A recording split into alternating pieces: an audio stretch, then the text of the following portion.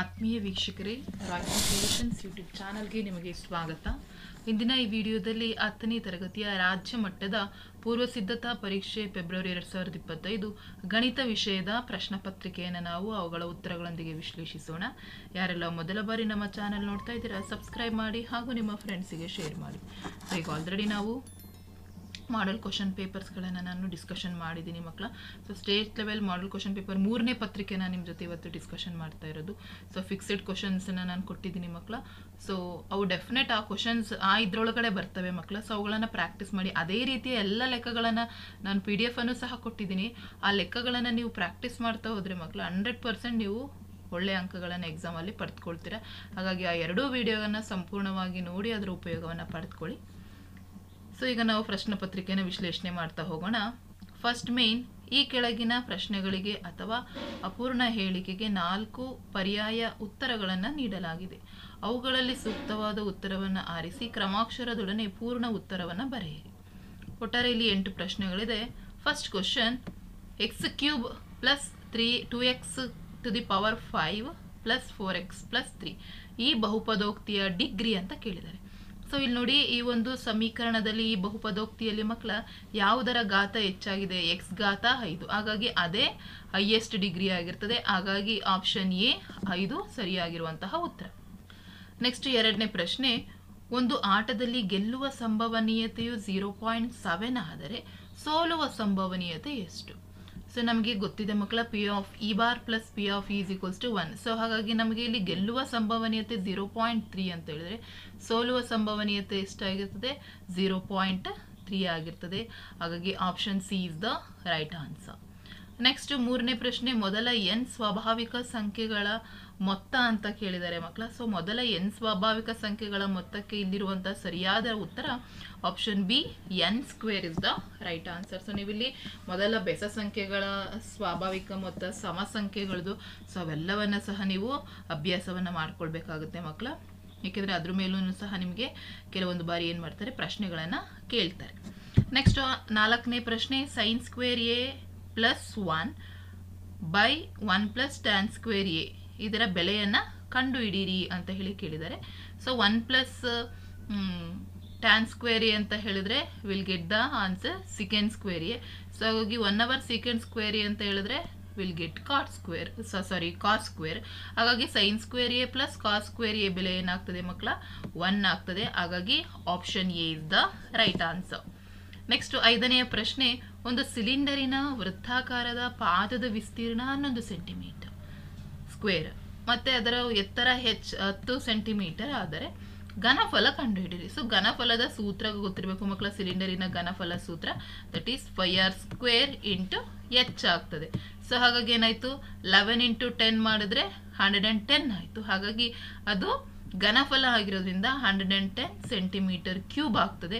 ಹಾಗಾಗಿ option C is the answer. So square ಯಾವತ್ತು ಘನಫಲಕ್ಕೆ ಬರೋದಿಲ್ಲ. ಹಾಗಾಗಿ ಆಪ್ಷನ್ ಸಿ ನಲ್ಲಿರುವಂತಹ 110 centimetre cube is the right answer. Next 6ನೇ ಪ್ರಶ್ನೆ, 5 ಮತ್ತು 7ರ ಮಾಸಹವನ್ನು ಕೇಳಿದ್ದಾರೆ. ಸೊ ಮಕ್ಕಳ ಇಲ್ಲಿ ಮಾಸಹ ಕೇಳಿದಾರಲ್ಲ, 2 ಸಂಖ್ಯೆಗಳನ್ನ ನೋಡಿ, ಅವೆರಡು ಅವಿಭಾಜ್ಯ ಸಂಖ್ಯೆಗಳು. ಹಾಗಾಗಿ ಇವುಗಳ ಮಾಸಹ ಏನಾಗಿರ್ತದೆ? 1 ಆಗಿರ್ತದೆ. ಹಾಗಾಗಿ option C is the right answer.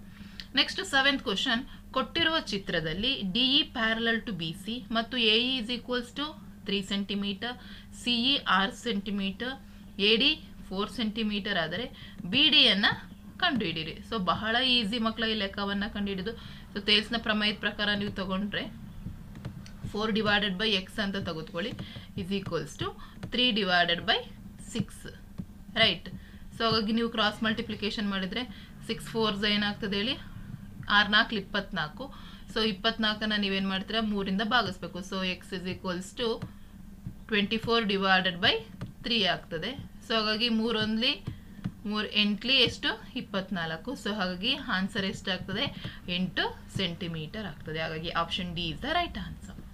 Next 8ನೆಯ ಪ್ರಶ್ನೆ, ಕೊಟ್ಟಿರುವ ಚಿತ್ರದಲ್ಲಿ AC ಮತ್ತು ABಗಳು ಬಾಹ್ಯ ಬಿಂದು A ಇಂದ O ವೃತ್ತ ಕೇಂದ್ರಕ್ಕೆ ಎಳೆದಿರುವ ಸ್ಪರ್ಶಕಗಳಾಗಿವೆ.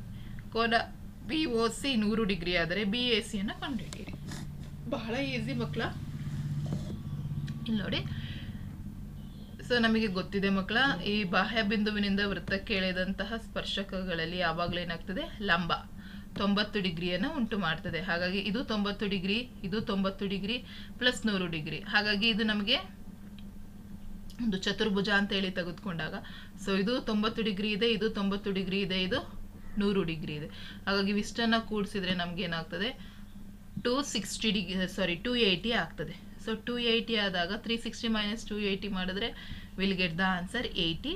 ಹಾಗಾಗಿ ಸರಿಯಾದಂತಹ ಉತ್ತರ ಎಷ್ಟಾಗ್ತದೆ ಮಕ್ಕಳ, 80 degree. Option A is the right answer. So ಹಾಗಾಗಿ ಈ ರೀತಿ ಎಲ್ಲ ಲೆಕ್ಕಗಳನ್ನು ಪ್ರಾಕ್ಟೀಸ್ ಮಾಡ್ಕೊಳ್ಳಿ. ಸೊ ಇದಿಷ್ಟು ನಿಮಗೆ MCQ ನಲ್ಲಿ ಕೇಳಿದ ಪ್ರಶ್ನೆಗಳು.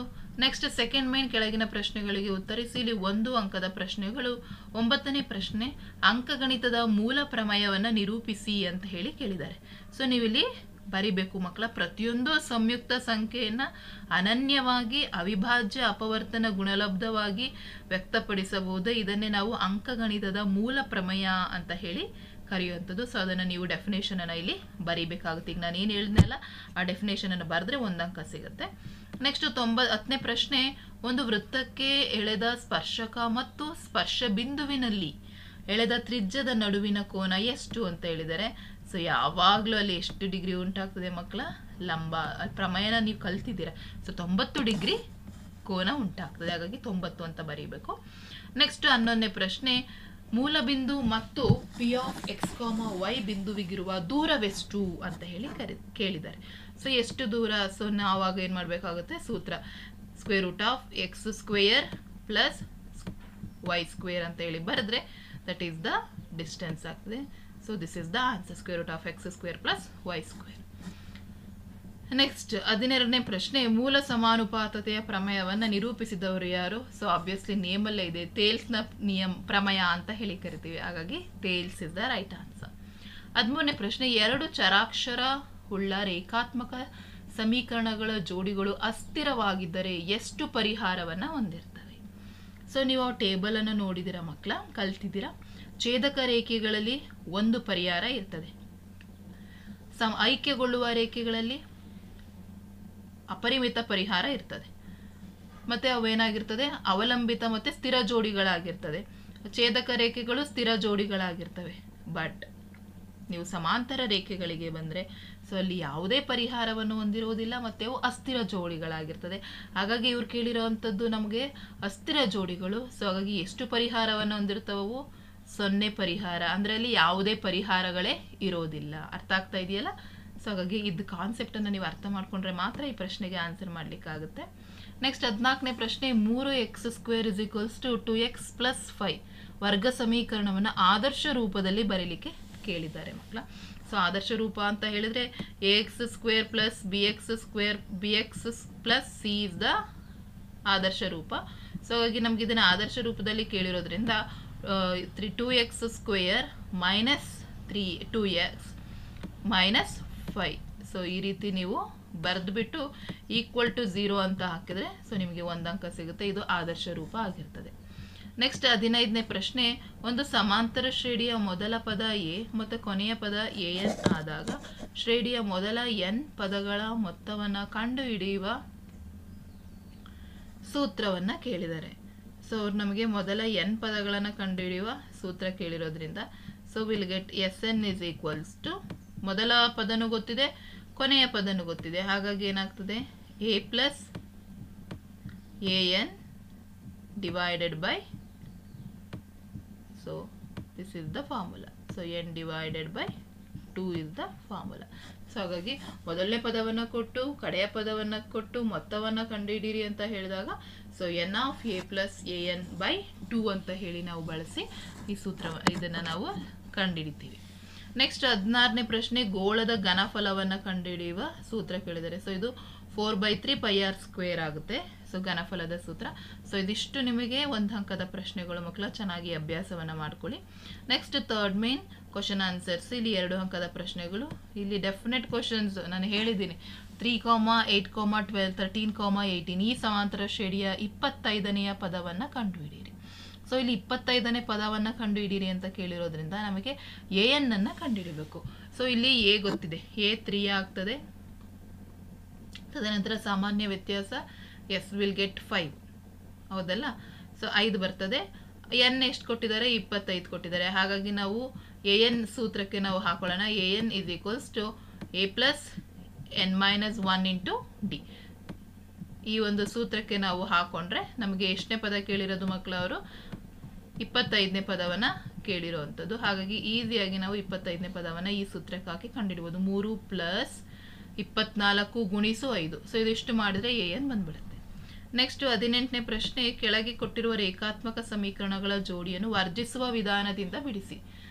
ಸೊ ಇಲ್ಲಿ ವರ್ಜಿಸುವ ವಿಧಾನವನ್ನೇ ಕೇಳಿದ್ದಾರೆ ಮಕ್ಕಳ. ಸೊ ಇಲ್ಲಿ ಸಮೀಕರಣ 1 ಮತ್ತು ಸಮೀಕರಣ 2 ಅಂತ ಹೇಳಿ ತೆಗೆದುಕೊಂಡಾಗ ಪ್ಲಸ್ ವೈ ಮೈನಸ್ ವೈ ಏನಾಗ್ತದೆ, ಕ್ಯಾನ್ಸಲ್ ಆಗುತ್ತೆ. ಉಳಿಯುವಂಥದ್ದು 3x ಇಸ್ ಈಕ್ವಲ್ಸ್ ಟು 9 ಆಯ್ತದೆ. So 3x is equals to 9 ಅಂತ ಆದ್ರೆ ಎಕ್ಸ್ ಬೆಲೆ ಏನಾಗ್ತದೆ ಮಕ್ಕಳ, ಸೊ ಎಕ್ಸ್ ಬೆಲೆ 3 ಬರ್ತದೆ.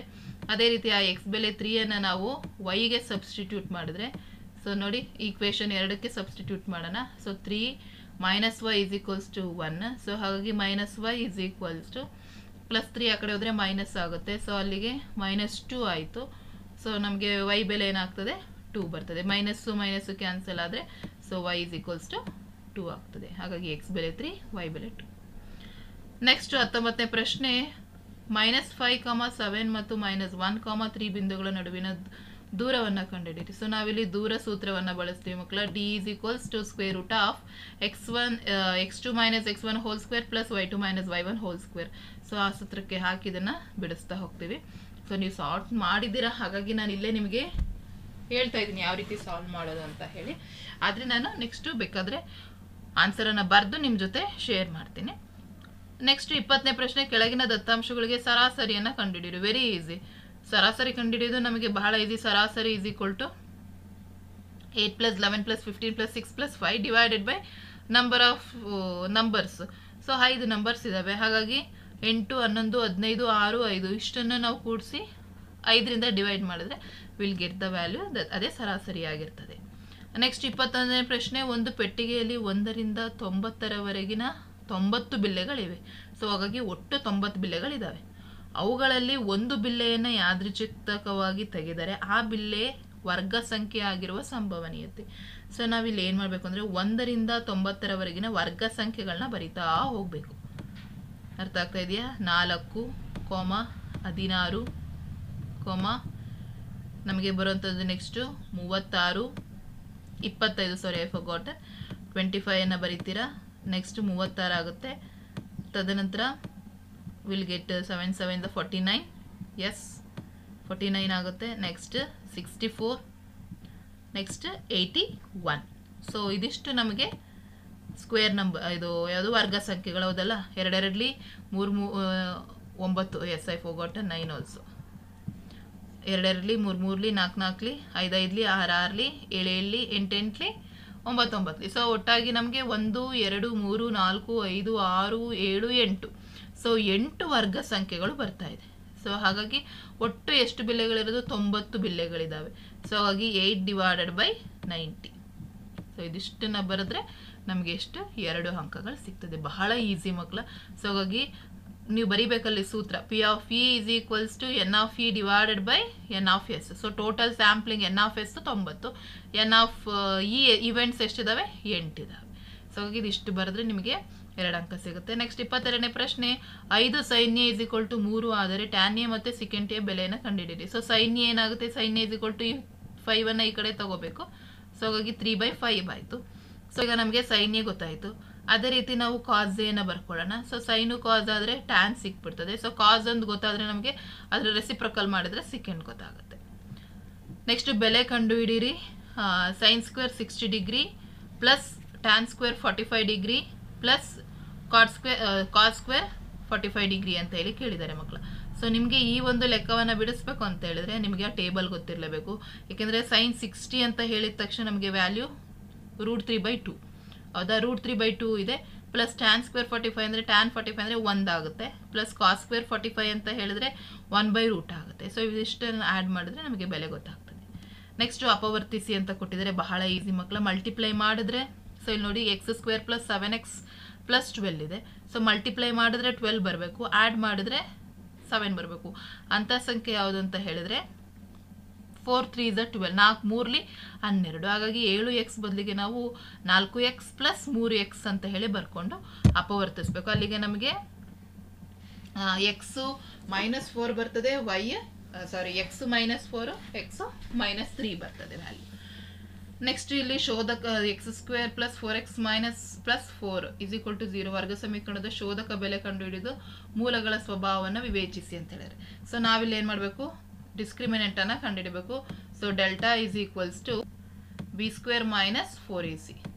ಸೊ ಈ ಸೂತ್ರಕ್ಕೆ ಹಾಕಬೇಕು √b² - 4ac. ಸೊ b² ಅಂತ ಹೇಳಿದ್ರೆ 4 4 4 16. ಸೊ 16 - 4 × 16. ಸೊ 16ರಿಂದ 16 ಏನಾಗ್ತದೆ ಸಲಾಗಿ ನಮಗೆ ಬರೋ ಅಂಥದ್ದು ಏನಾಗ್ತದೆ ಮಕ್ಕಳ 0. ಸೊ ಹಾಗಾಗಿ ಡೆಲ್ಟಾ = 0 ಆದಾಗ ಸೊ ಅಲ್ಲಿ ಸಮನಾದ ವಾಸ್ತವ ಮೂಲಗಳನ್ನು ಹೊಂದಿರ್ತದೆ. ನೆಕ್ಸ್ಟ್ ಇಲ್ಲಿ ನಮಗೆ 5 ಮತ್ತು 3 ಶೂನ್ಯತೆಗಳನ್ನು ಹೊಂದಿರುವ ವರ್ಗ ಬಹುಪದೋಕ್ತಿಯನ್ನು ಬರೀರಿ ಅಂತ ಹೇಳಿ. ಸೊ 5 ಮತ್ತು 3 ಶೂನ್ಯತೆಗಳನ್ನು ಹೊಂದಿರುವಂಥ ಬಹುಪದೋಕ್ತಿಯನ್ನು ಕೇಳಿದ್ದಾರೆ ಮಕ್ಕಳ. ಸೊ ನಿಮ್ಗಲ್ಲಿ ಗೊತ್ತಿರಬೇಕು, ಇದನ್ನ ಆಲ್ಫಾ ಮತ್ತು ಬೀಟಾ ಅಂತೇಳಿ ತಗೋತೀವಿ. ಸೊ ಹಾಗಾಗಿ ಆಲ್ಫಾ ಪ್ಲಸ್ ಬೀಟಾ ಮಾಡಿದ್ರೆ ಏನಾಗುತ್ತೆ, 5 + 3 ಮಾಡಿದರೆ 7 ಆಗುತ್ತೆ, 8 ಆಗುತ್ತೆ. ಸೊ ಹಾಗಾಗಿ -8x ಪ್ಲಸ್ 5 3 15 ಆಗ್ತದೆ. ಸೊ ಹಾಗಾಗಿ +15. ಸೊ ನಮಗೆ ಇಲ್ಲೊಂದು ವರ್ಗ ಬಹುಪದೋಕ್ತಿ ಬರ್ತದೆ, ದಟ್ ಈಸ್ x² - 8x + 15 ಆಗ್ತದೆ. ಸೊ ಅದನ್ನು ಅಪವರ್ತಿಸಿ ಮತ್ತೆ ನಿಮಗೆ ಶೂನ್ಯತೆಗಳೆಲ್ಲ ಬರ್ತದೆ. ಸೊ ಈ ಲೆಕ್ಕ ಬಹಳ ಇಂಪಾರ್ಟೆಂಟ್. ಸೊ ಇದಿಷ್ಟನ್ನು ಬರೆದ್ರೆ 2 ಅಂಕ ಸಿಗ್ತದೆ ನೋಡಿ. ಒಟ್ಟಾರೆ ಇದಿಷ್ಟು ನಿಮಗೆ 2 ಅಂಕದ ಪ್ರಶ್ನೆಗಳಾಗಿದ್ದಾವೆ. ನೆಕ್ಸ್ಟ್ 3 ಅಂಕದ 9 ಪ್ರಶ್ನೆಗಳು ಬರ್ತದೆ. ಸೊ 4th ಮೇನ್ 25ನೇ ಪ್ರಶ್ನೆ, ವೃತ್ತಕ್ಕೆ ಬಾಹ್ಯ ಬಿಂದುವಿನಿಂದ ಎಳೆದ ಸ್ಪರ್ಶಕಗಳು ಸಮನಾಗಿರ್ತವೆ ಸಾಧಿಸಿ. ಇದು ಒಂದು ಪ್ರಮೇಯವನ್ನು ವೃತ್ತಗಳ ಮೇಲೆ ಕೇಳಿದ್ದಾರೆ. 26ನೇ ಪ್ರಶ್ನೆ, ಒಬ್ಬ ವರ್ತಕನು ರು 960ಕ್ಕೆ ಕೆಲವು ಪುಸ್ತಕಗಳನ್ನು ಕೊಳ್ಳುತ್ತಾನೆ. ಒಂದು ಪುಸ್ತಕದ ಬೆಲೆಯು 8 ರೂಪಾಯಿ ಕಡಿಮೆ ಆದರೆ ಅವನು ಅದೇ ಬೆಲೆಗೆ 4 ಹೆಚ್ಚು ಪುಸ್ತಕಗಳನ್ನು ಕೊಳ್ಳುತ್ತಾನೆ. ಹಾಗಾದರೆ ಪ್ರತಿ ಪುಸ್ತಕದ ಬೆಲೆ ಎಷ್ಟು? ಸೊ ಒಟ್ಟು ಕೆಲವು ಪುಸ್ತಕಗಳನ್ನು ಇಷ್ಟು ರೂಪಾಯಿಗೆ ಕೊಳ್ತಾ ಇದ್ದಾನೆ, ಎಷ್ಟು ಪುಸ್ತಕ ಅಂತ ಗೊತ್ತಿಲ್ಲ. ಸೊ ಒಂದು ಪುಸ್ತಕದ ಬೆಲೆ ಏನಾದರೂ 8 ರೂಪಾಯಿ ಕಡಿಮೆ ಆದರೆ ಸೊ ಅದೇ ಬೆಲೆಗೆ 4 ಪುಸ್ತಕವನ್ನು ಕೊಳ್ಬೋದು. ಹಾಗಾದರೆ ಪುಸ್ತಕದ ಬೆಲೆ ಎಷ್ಟು ಅಂತ ಹೇಳಿ ನಾವು ಕಂಡುಹಿಡಿಯಬೇಕು. ಸೊ ಅದೇ ಪ್ರಶ್ನೆಗೆ ಆಪ್ಷನ್ ಕೊಟ್ಟು, ಒಂದು ಲಂಬಕೋನ ತ್ರಿಭುಜದಲ್ಲಿ ವಿಕರ್ಣವು ಅದರ ಪಾದಕ್ಕಿಂತ 4 ಹೆಚ್ಚಿದೆ ಮತ್ತು ಮತ್ತೊಂದು ಬಾಹು ಅದರ ಪಾದಕ್ಕಿಂತ 2 ಹೆಚ್ಚಾದರೆ ತ್ರಿಭುಜದ ಬಾಹುಗಳ ಅಳತೆ ಬಹಳ ಈಸಿ ಇದೆ ಮಕ್ಕಳ. ನಿಮ್ಗೆ ಇದು ವರ್ಗ ಸಮೀಕರಣದ ಮೇಲೆ ಕೇಳಿದರೆ ಸೊ ಸಾಲ್ವ್ ಮಾಡ್ಬೋದು.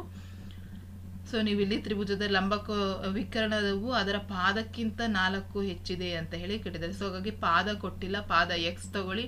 ವಿಕರ್ಣ ಏನಾಗಿದೆ 4 ಪಾದಕ್ಕಿಂತ 4 ಅಂದರೆ 4x ಅಂತ ಆಗ್ತದೆ.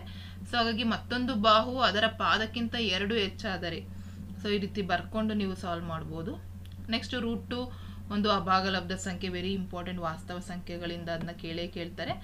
ಸೊ ಅದನ್ನು ನೋಡ್ಕೊಳ್ಳಿ. ನೆಕ್ಸ್ಟು 28ನೇ ಪ್ರಶ್ನೆಯಲ್ಲಿ ಮಧ್ಯಾಂಕ ಅಥವಾ ಬಹುಲಕ, ಸೊ ಎರಡನ್ನ ಕೇಳಿದ್ದಾರೆ, 2 ಈಸಿ. ಸೊ ನಾವಿಲ್ಲಿ ಸಂಚಿತ ಆವೃತ್ತಿಯನ್ನು ಕಂಡಿಡ್ಕೊಂಡು n/2 ಅನ್ನು ಮಾಡಿ, ಫಸ್ಟ್ ಇದನ್ನು ಆ್ಯಡ್ ಮಾಡಿ /2 ಮಾಡಿ. ಸೊ ಆಮೇಲೆ ನಿಮಗೆ ಸಂಚಿತ ಆವೃತ್ತಿಯನ್ನು ನೀವು ಮಾಡಿಕೊಂಡು ಮಾಡಲಿಕ್ಕೆ ಈಸಿ ಆಗುತ್ತೆ. ನೆಕ್ಸ್ಟ್ ಇಲ್ಲಿ ಬಹುಲಕವನ್ನು ಕೇಳಿದ್ದಾರೆ ಮಕ್ಕಳ. ಸೊ ಇಲ್ಲಿ ಆವೃತ್ತಿ ಯಾವುದು ಹೆಚ್ಚಾಗಿದೆ ಅದನ್ನು ನಾವು f0 ತಗೋತೀವಿ. ಸೊ ಹಾಗಾಗಿ 15 ಇದೆ. ಸೊ 15 ವರ್ಗಾಂತರದ ಕೆಳಮಿತಿಯನ್ನು ನಾವು L ಅಂತ, ಸೊ ಇದನ್ನು ನಾವು L ಅಂತ ಹೇಳಿ ತಗೋತೀವಿ, ಇದನ್ನು f0 ಅಂತ ಹೇಳಿ ತಗೋತೀವಿ. ಸೊ ಇದರ ಹಿಂದಿನ ಆವೃತ್ತಿಯನ್ನು ನಾವು ಇದನ್ನ f0 ಅಂತ ಹೇಳಿ ತಗೊಳ್ತೀವಿ, ಇದನ್ನ f1 ಅಂತ ಹೇಳಿ ತಗೋತೀವಿ, ಈ ಮುಂದಿನ ಆವೃತ್ತಿಯನ್ನು f2 ಅಂತ ಹೇಳಿ ತಗೊಳ್ತೀವಿ. ನೆಕ್ಸ್ಟ್ ಗಾತ್ರ 1 ರಿಂದ 5 ಅಂತ ಹೇಳಿದ್ರೆ ಗಾತ್ರ h ಏನಾಗಿರ್ತದೆ ಮಕ್ಕಳ, ಸೊ h 2 ಬರ್ತದೆ. ಸೊ ಹಾಗಾಗಿ ನಮಗೆ h ಗೊತ್ತಾಯಿತು, L ಗೊತ್ತಾಯಿತು, f1 ಗೊತ್ತಾಯಿತು, f0 ಗೊತ್ತಾಯಿತು, f2. ಸೊ ಹಾಗಾಗಿ ನಾವು ಸೂತ್ರಕ್ಕೆ ಹಾಕ್ಬಿಡ್ತೀವಿ, L plus f1 minus f0 divided by 2f1 minus f0 minus f2 into h. So ಆ ಸೂತ್ರಕ್ಕೆ ಬೆಲೆಗಳೆಲ್ಲ ಸಬ್ಸ್ಟಿಟ್ಯೂಟ್ ಮಾಡಿದ್ರೆ ನಿಮಗೆ ಬಹುಲಕ ಬರ್ತದೆ. ನೆಕ್ಸ್ಟ್ 29ನೇ ಪ್ರಶ್ನೆ, a ಆಫ್ -1,7 ಮತ್ತು b ಆಫ್ -4,-3 ಬಿಂದುಗಳನ್ನು ಸೇರಿಸುವ ರೇಖಾಖಂಡವನ್ನು ಆಂತರಿಕವಾಗಿ 2:m ಅನುಪಾತದಲ್ಲಿ ವಿಭಾಗಿಸುವ ಬಿಂದುವಿನ ನಿರ್ದೇಶಾಂಕವನ್ನು ಕಂಡುಹಿಡಿಯಿರಿ.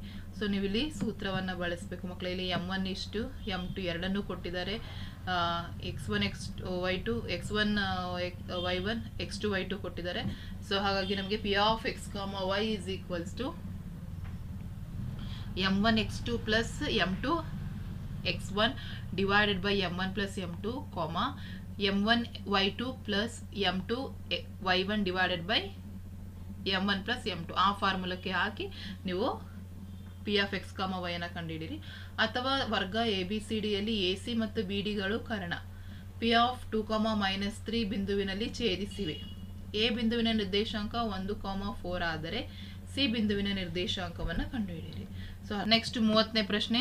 90 ಸೆಂಟಿಮೀಟರ್ ಎತ್ತರವಿರುವ ಹುಡುಗಿಯ ದೀಪಸ್ತಂಭದ ಬುಡದಿಂದ 1.2 ಮೀಟರ್ ಪರ್ ಸೆಕೆಂಡ್ ಜವದಿಂದ ಮುಂದೆ ಸಾಗುತ್ತಾಳೆ. ನೆಲದಿಂದ ದೀಪಸ್ತಂಭವು 3.6 ಮೀಟರ್ ಎತ್ತರವಿದ್ದರೆ 4 ಸೆಕೆಂಡುಗಳ ನಂತರ ಅವಳ ನೆರಳಿನ ಉದ್ದವನ್ನು ಕಂಡುಹಿಡಿಯಿರಿ. ಸೊ ಡೈರೆಕ್ಟ್ ನಿಮ್ಮ ಟೆಕ್ಸ್ಟ್ ಬುಕ್ ಅಲ್ಲಿ ಪ್ರಶ್ನೆ ಇದೆ. 31ನೇದು sin a by 1 plus cos a is equals to cosecant a minus cot a ಎಂದು ಸಾಧಿಸಿ. ಅಥವಾ tan a plus cot a is equals to secant a into cosecant a ಎಂದು ಸಾಧಿಸಿ. So ಎರಡು ಸಹ ಲೆಕ್ಕಗಳಿದಾವೆ. ನಾನು ಆಲ್ರೆಡಿ ವಿಡಿಯೋನು ಸಹ ಮಾಡಿ ಹಾಕಿದ್ದೀನಿ. 32ನೇ ಪ್ರಶ್ನೆ. ಪರಿಧಿ 22 ಸೆಂಟಿಮೀಟರ್ ಇರುವ ಒಂದು ವೃತ್ತ ಚತುರ್ಥಕದ ವಿಸ್ತೀರ್ಣ ಮತ್ತು ಕಂಸದ ಉದ್ದವನ್ನು ಕಂಡುಹಿಡಿಯಿರಿ. ನೆಕ್ಸ್ಟ್ ಅದು ವೃತ್ತದ ಮೇಲಿನ ವಿಸ್ತೀರ್ಣದ ಮೇಲೆ ಕೇಳಿದ್ದಾರೆ. Next x² plus 8x plus 12 ಬಹುಪದೋಕ್ತಿಯ ಶೂನ್ಯತೆಯನ್ನು ಕಂಡುಹಿಡಿದು ಶೂನ್ಯತೆಗಳ ಮೊತ್ತ ಮತ್ತೆ ಗುಣಲಬ್ಧ. Very important and definite question ಮಕ್ಕಳ. ಇದ್ರ ಮೇಲೆ ಸೊ ಪ್ರಾಕ್ಟೀಸನ್ನು ಮಾಡ್ಕೊಳ್ಳಿ. ಫಸ್ಟ್ ಅಪವರ್ತಿಸಿ, ಮಲ್ಟಿಪ್ಲೈ ಮಾಡಿದರೆ 12 ಬರಬೇಕು, ಕೂಡಿಸಿದ್ರೆ 8 ಬರಬೇಕು. ಸೊ ಅಂಥ ಸಂಖ್ಯೆ ಯಾವುದಪ್ಪ ಅಂತ ಹೇಳಿದರೆ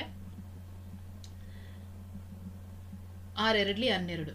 ಎಸ್, ಹಾಗಾಗಿ 6x plus 8x ಅನ್ನು ಮಾಡ್ಕೊತೀರಾ. ಸೊ ನಮ್ಗೆ ಇಲ್ಲಿ ಶೂನ್ಯತೆಗಳು ಆಬ್ವಿಯಸ್ಲಿ ಒಂದು ಶೂನ್ಯತೆ -6 ಆಗಿರ್ತದೆ, ಮತ್ತೊಂದು ಶೂನ್ಯತೆ -2 ಆಗಿರ್ತದೆ. ಸೊ ಎರಡೂ ಶೂನ್ಯತೆಗಳು ಗೊತ್ತಾಯಿತು. ಸೊ ಹಾಗಾಗಿ alpha plus beta is equal to -b/a ಮಾಡಿ, alpha beta is equals to c/a ಮಾಡಿ. ಸೊ ಅದರ ಶೂನ್ಯತೆಗಳು ಮತ್ತು ಗುಣಲಬ್ಧವನ್ನು ಕಂಡುಹಿಡಿಯಿರಿ. Next 5th main. ಕೆಳಗಿನ ಪ್ರಶ್ನೆಗಳಿಗೆ ಉತ್ತರಿಸಿ. ವೆರಿ ಇಂಪಾರ್ಟೆಂಟ್, ನಕ್ಷೆ ಮೂಲಕ ಬಿಡಿಸ್ಲಿಕ್ಕೆ.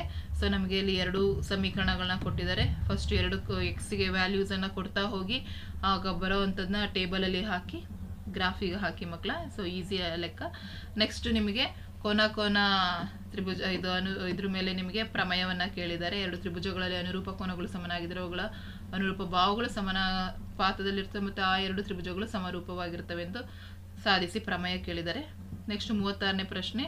ಒಬ್ಬ ಹುಡುಗನು ಅವನಿಂದ 100 ಮೀಟರ್ ದೂರದಲ್ಲಿರುವ ಒಂದು ಹಕ್ಕಿಯನ್ನು ನೋಡಿದಾಗ ಉಂಟಾಗುವ ಉನ್ನತ ಕೋನ 30 ಡಿಗ್ರಿ ಆಗಿರ್ತದೆ. ಅದೇ ಹಕ್ಕಿಯನ್ನು 20 ಮೀಟರ್ ಎತ್ತರದ ಒಂದು ಕಟ್ಟಡದ ಮೇಲಿನಿಂದ ಒಬ್ಬ ಹುಡುಗಿ ನೋಡಿದಾಗ ಉಂಟಾಗುವ ಉನ್ನತ ಕೋನ 45 ಡಿಗ್ರಿ ಆಗಿರ್ತದೆ.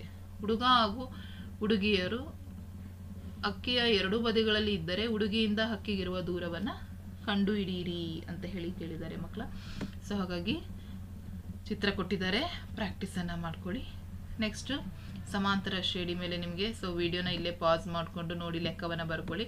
ಸೊ ಸಮಾಂತರ ಶ್ರೇಣಿ ಮೇಲೆ 2 ಲೆಕ್ಕ ಕೇಳಿದರೆ.